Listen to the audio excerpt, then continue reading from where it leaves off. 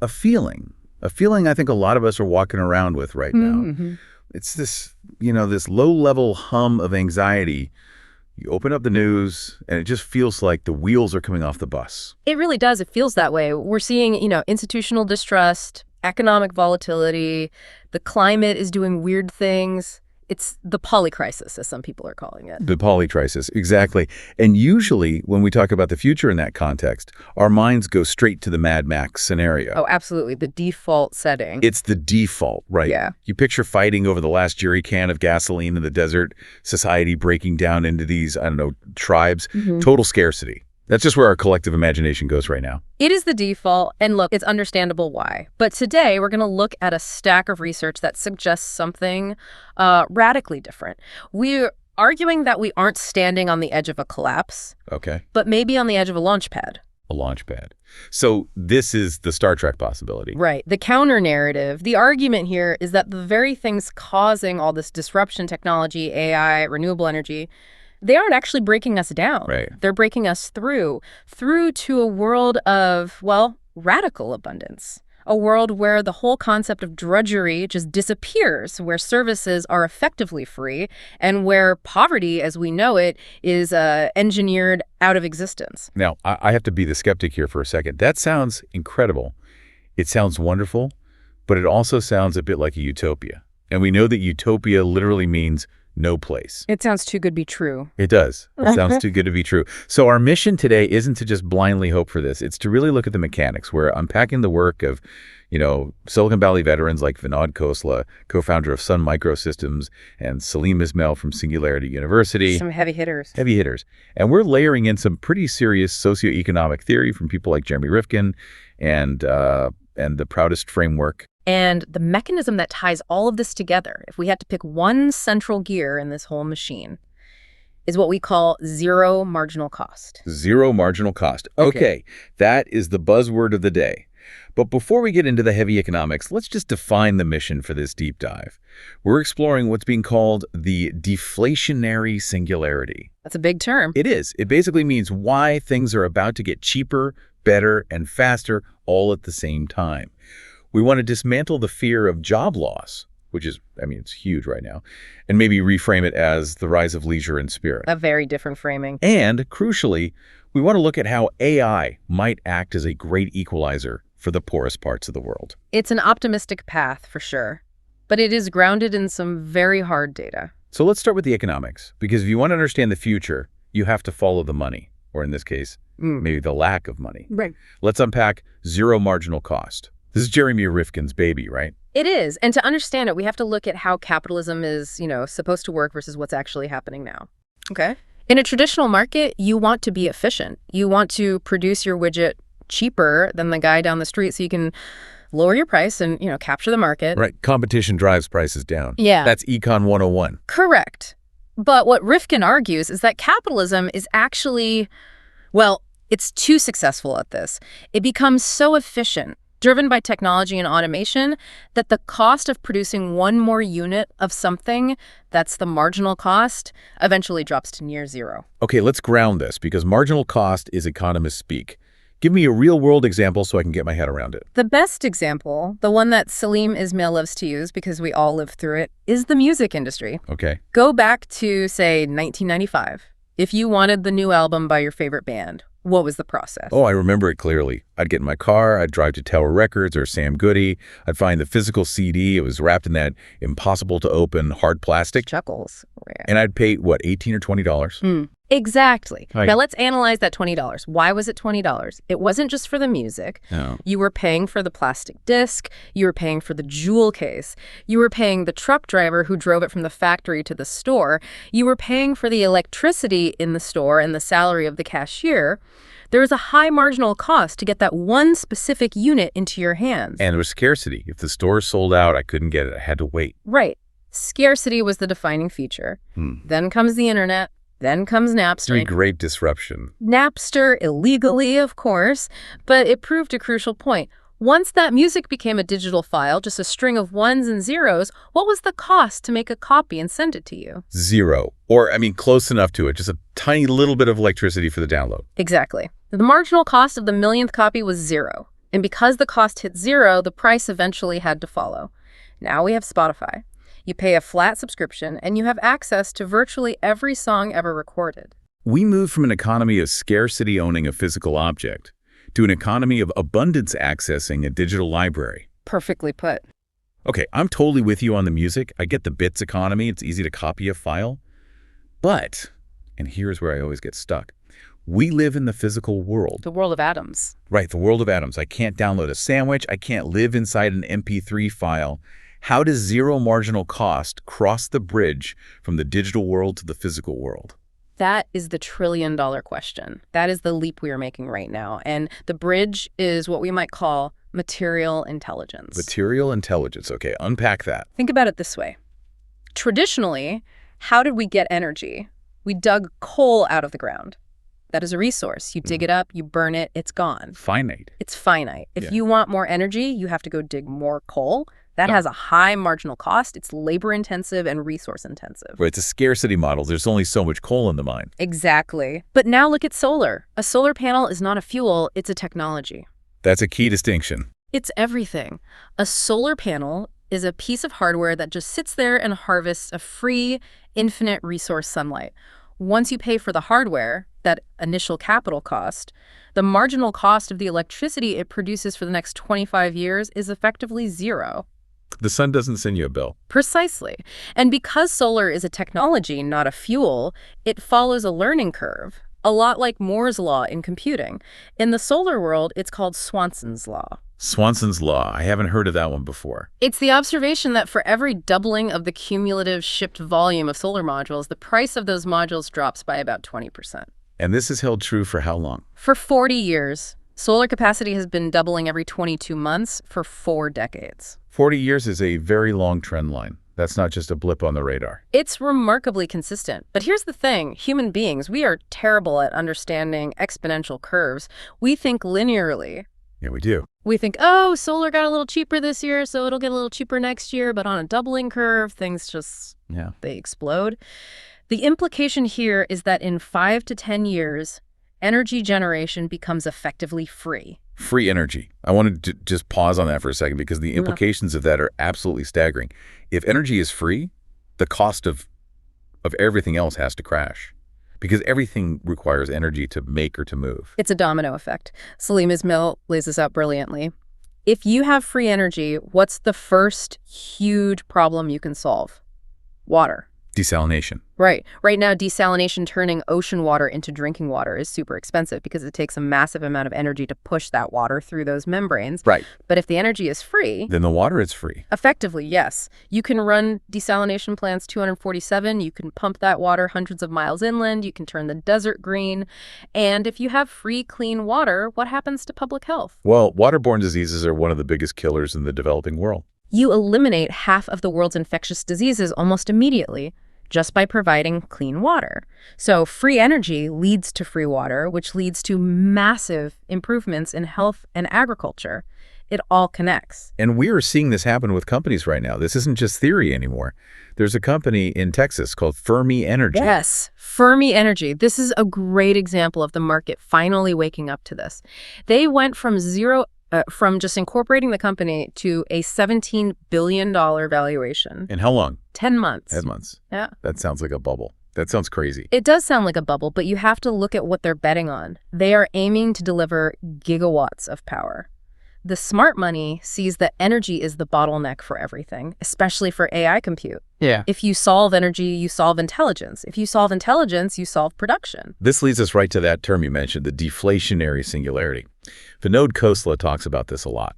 He argues that we are using completely the wrong metrics to measure the future. We're obsessed with GDP. Every politician on the planet talks about growing the GDP. GDP is a terrible metric for an abundance economy. Yeah. It's actually quite perverse when you really analyze it. GDP just measures the exchange of money. It measures activity, not value or well-being. Okay, give us an example of how GDP gets it so wrong. All right, imagine you get sick. You have a terrible illness. You have to take an ambulance to the hospital. You stay in a room for a week. You have surgery. You take expensive drugs. You might spend $100,000. And the GDP goes up. The GDP goes way up. The economy grew because you were miserable and had to spend a ton of money. Right. Now imagine an AI system analyzes your genome and designs a preventative treatment that costs $5. You take it, you never get sick in the first place. The GDP stays flat.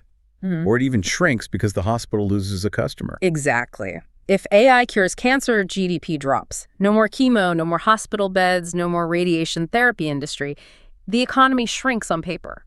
But is society better off? Infinitely better off. It's not even a question. That's the paradox. In a deflationary economy, wealth isn't about hoarding money. It's about having access to services. Yeah. If housing and food and health and education cost next to nothing, you don't need a high GDP to have an incredibly high quality of life. Elon Musk has a challenge out related to this, doesn't he? The XPS prize concept. Yes, exactly. The goal of that XPRI design is to figure out how to drop the cost of living in the U.S. to $250 a month. $250 a month. That covers What? a nice dinner for 4 people right now. Chuckles. Right.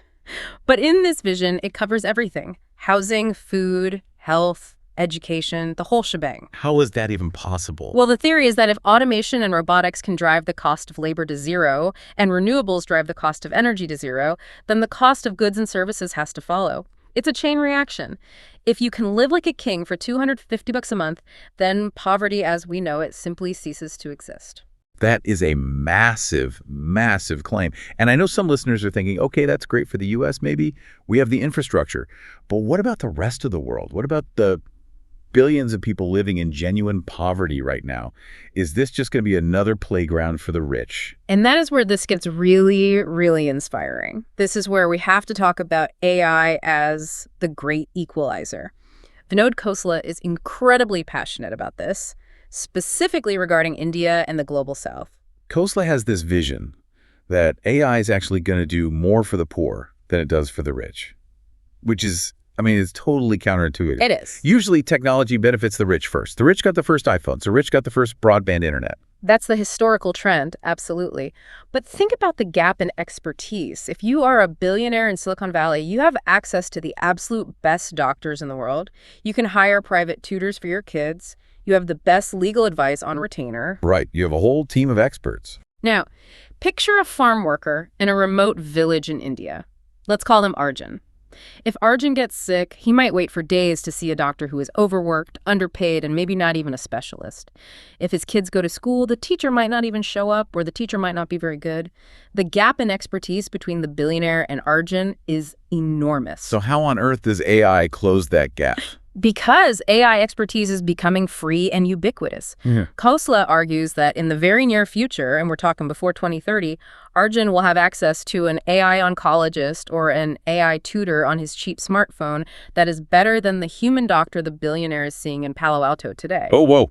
Better. Sorry. I have a challenge you on that. Better than a top specialist at Stanford. Yes, better. And here's the reason why. Data processing. A human doctor, no matter how brilliant they are, can only read so many medical journals. They can only remember so many past cases.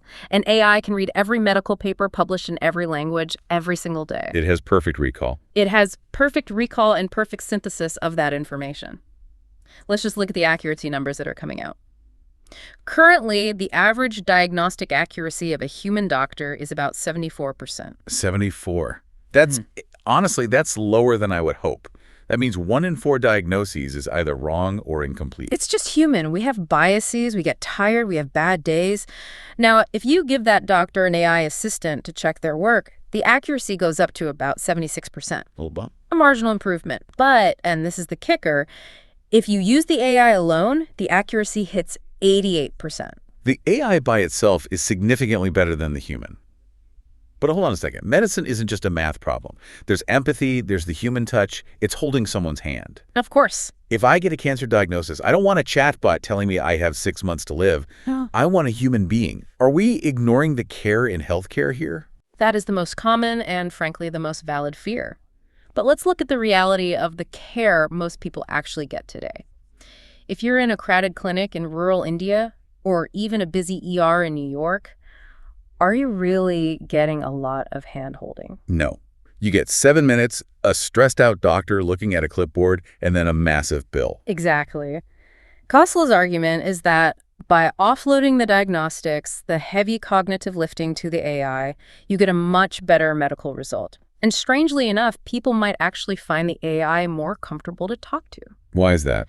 Because patients lie to doctors. They lie. All the time. People lie about how much they drink, they lie about their diet, they lie about embarrassing symptoms because they fear being judged. Right. You don't fear judgment from a bot, you're completely honest. So the AI gets better, more accurate data, which in turn leads to a better diagnosis. But that makes a weird kind of sense. I'd probably be more honest with Siri than with a stern-looking doctor. And what about the cost of this AI doctor? Khosla estimates tens of rupees per month. So pennies.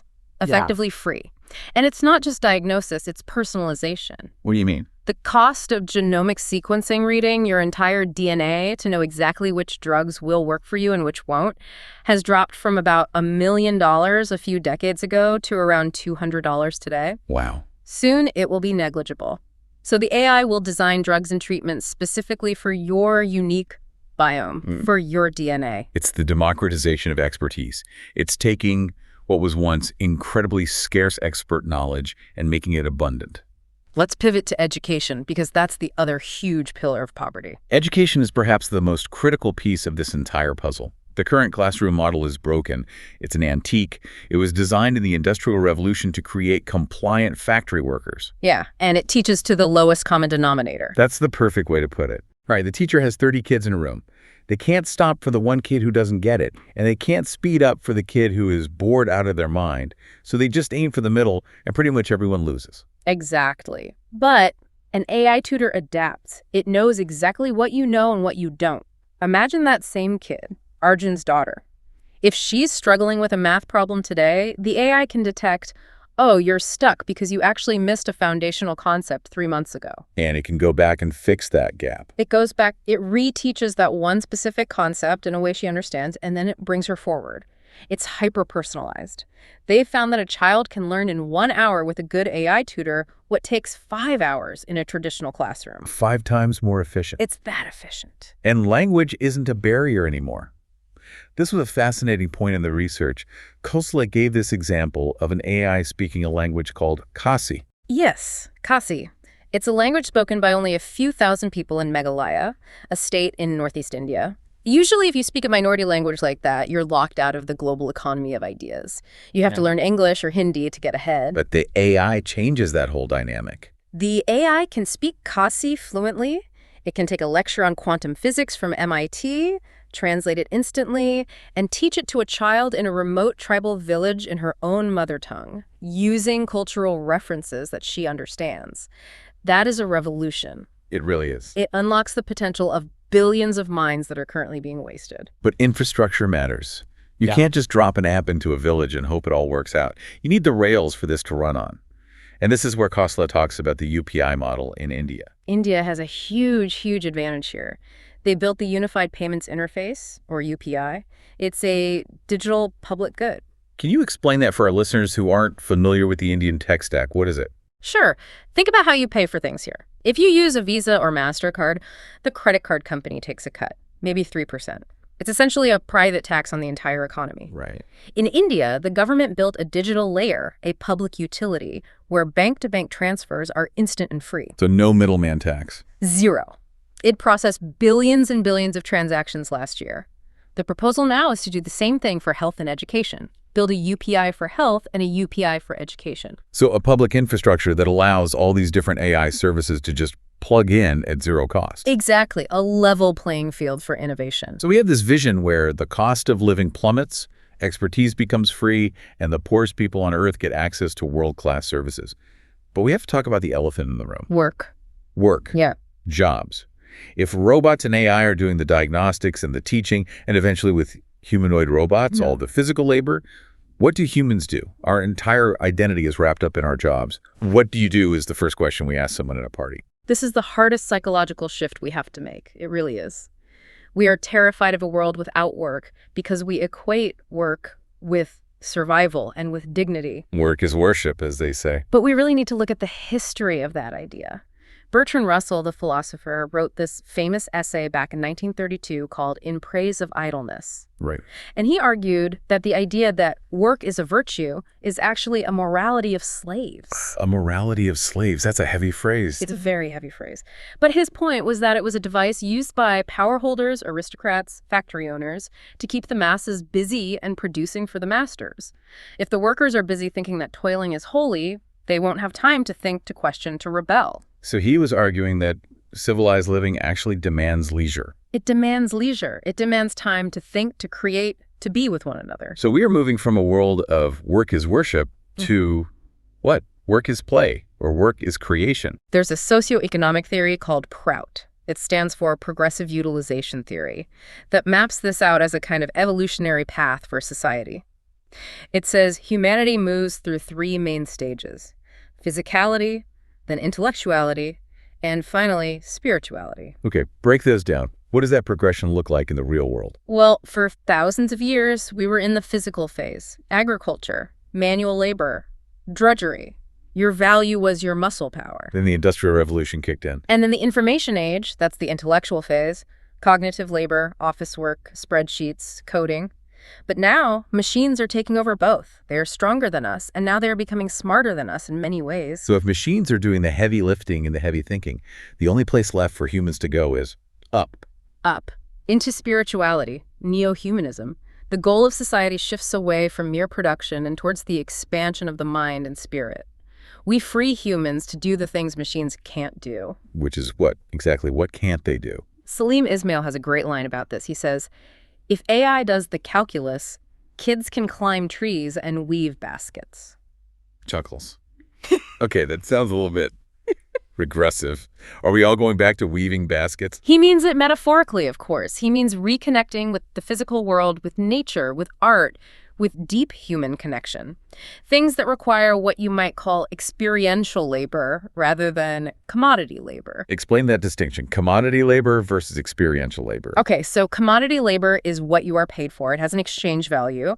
I pay you $20 an hour to file these papers. It's purely transactional. Got it. Experiential labor is the passion, the flair, the enthusiasm you put into something that isn't on the paycheck. Like a mother cooking a meal for her family. She's not paid for it, but there's immense value and love and creativity in it.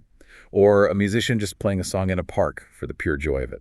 Exactly. In the future, we strip away the commodity labor, all the drudgery, because the robots do it for free. What we're left with is experiential living. We are left with what Jeremy Rifkin calls the third sector, a massive rise in volunteerism, community service, the arts, caregiving for each other. But, and this is a big but, we still need to eat. We still need a house over our heads. You can't pay your rent with experiential flair or with your basket weaving skills. Which brings us right back to the economics of abundance. If the cost of living drops to $250 a month or near zero, the need for a high income just evaporates. But we still need a safety net. And the PROUT theory talks about universal basic assets rather than just income. What's the difference there? We hear about UBI, universal basic income, all the time now. Yeah. What is UBA? Income is just money, and money is subject to inflation, to manipulation. Assets are rights, the right to food, housing, healthcare, and education. PROUT calls this asti bhati anandam, which translates to existence, expansion, and bliss.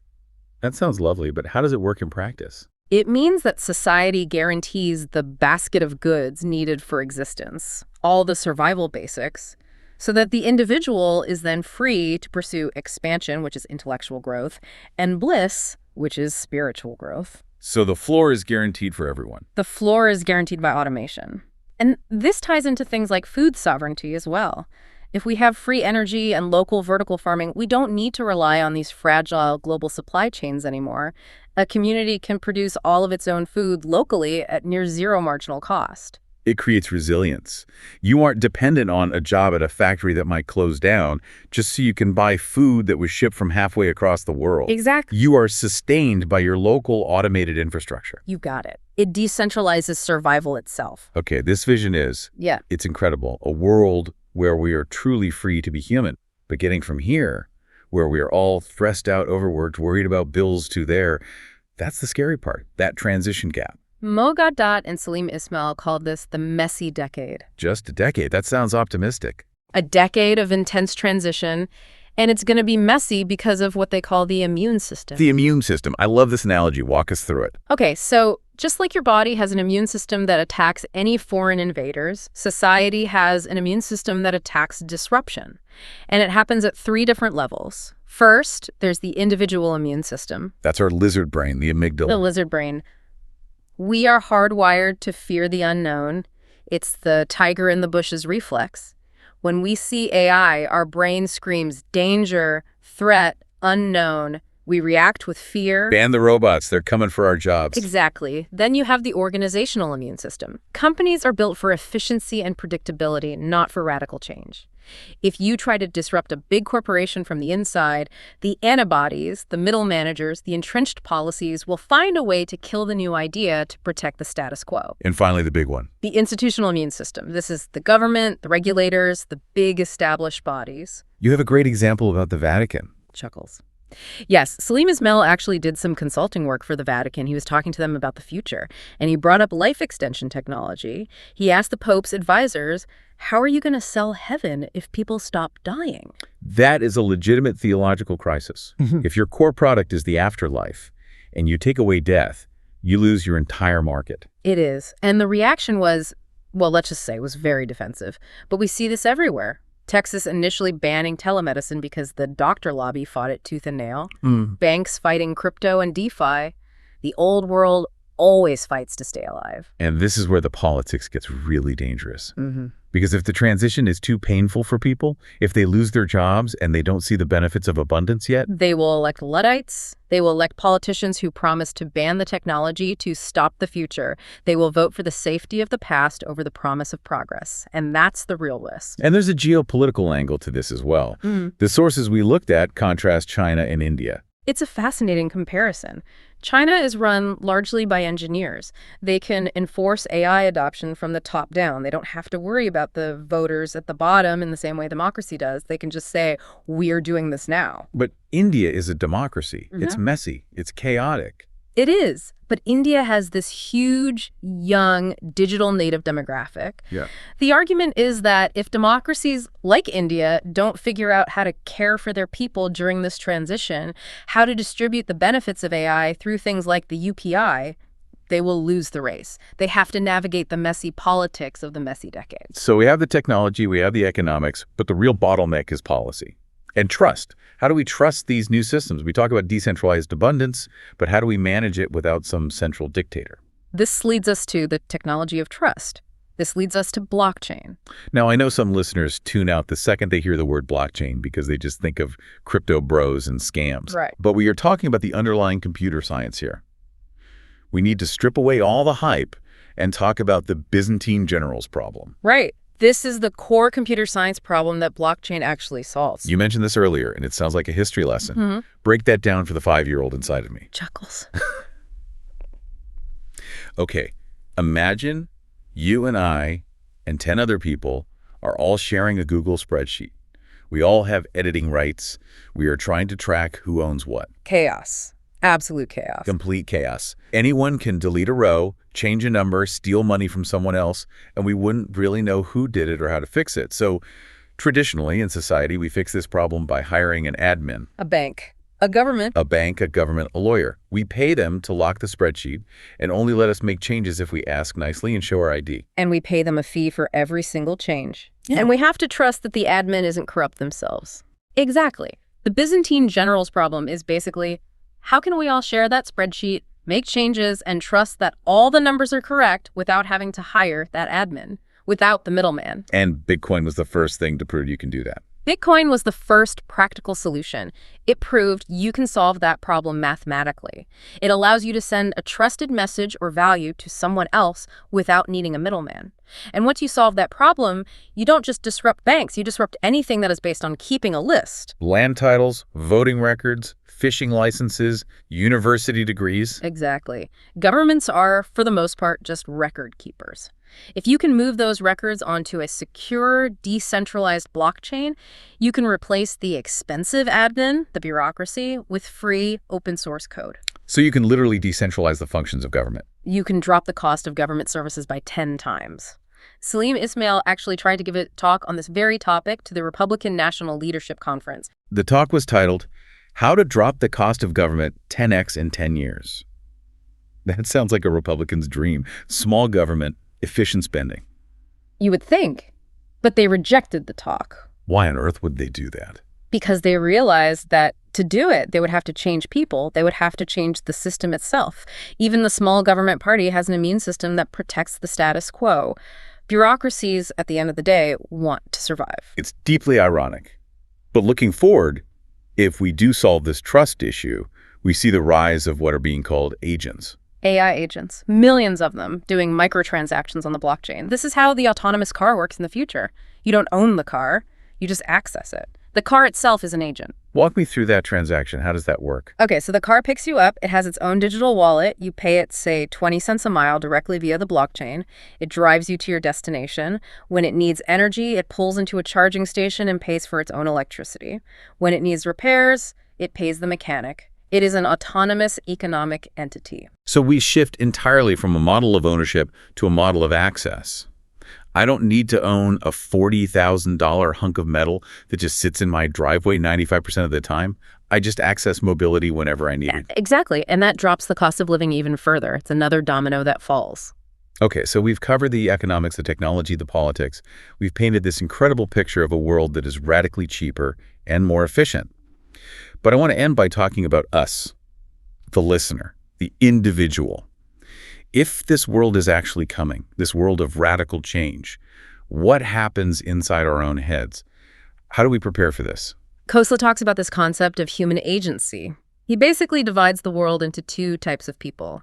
There are those who accept the world as it is, the complainers, the victims of circumstance, and then there are those who see what the world could be and actively work to drive that change. It's about not being a passive passenger in your own life. Exactly. He has this great quote, "People would rather be comfortable than happy." And that is a profound and often uncomfortable truth. To survive this transition, you have to be willing to be uncomfortable. You have to embrace what he calls radical excitement. Salim Ismail actually lists 6 mindsets for this exponential age. He does. And curiosity is number one. You have to learn fast or you will become obsolete. Then there's exponential thinking, really understanding those doubling curves. Don't plan for where technology is today. Plan for where it's going to be in 5 years. Like Elon Musk planning the Tesla Model S. He didn't build it based on the price of batteries in 2006. He built it based on where he calculated they would be in 2012. Precisely. That is exponential thinking. Then there's abundance, training your brain to see opportunity, not scarcity. And gratitude. Gratitude is an interesting one. Why is that a strategic mindset? It sounds a little bit like self-help fluff. It's not fluff, it's neurology. It's the practical antidote to the lizard brain. Your brain is designed to find the negative. It wants to spot the tiger in the bushes. Right, it's a survival mechanism. It is. But gratitude forces you to consciously see the progress, to see the good. If you aren't grateful for the amazing technology you already have, you will only fear the technology that is coming. Gratitude keeps you open to possibility. And finally, we have to touch on that spiritual aspect one last time. Because if we aren't spending our lives working, we are simply being. Spiritual technologies.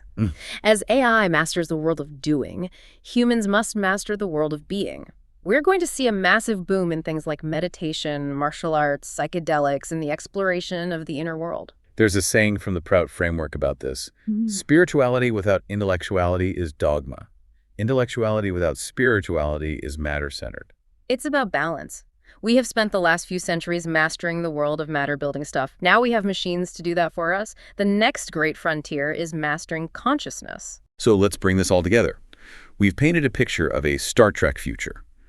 A world where healthcare, education, and energy are basically rights, not privileges. A world where jobs, as we know them, might disappear, but work, meaningful, creative, human work explodes. But the price of admission to that world is a messy, chaotic transition. We have to navigate the deflation of the old economy, the collapse of old institutions, and our own biological fear of change. It's a trade-off. We lose the security of the known, the 9-to-5 grind, but we gain the possibility of the magnificent. And we gain time. We gain our lives back from drudgery. So here's the final thought for you to chew on today, the provocation. And I want you to really visualize this for a moment. If you woke up tomorrow and found that your survival was completely guaranteed, that your housing, your food, your healthcare were all covered by a zero-cost automated society, and you never had to work for money again, who would you be? What would you do with your days? Would you paint? Would you write? Would you teach your kids? Would you explore the stars? Or would you just be lost?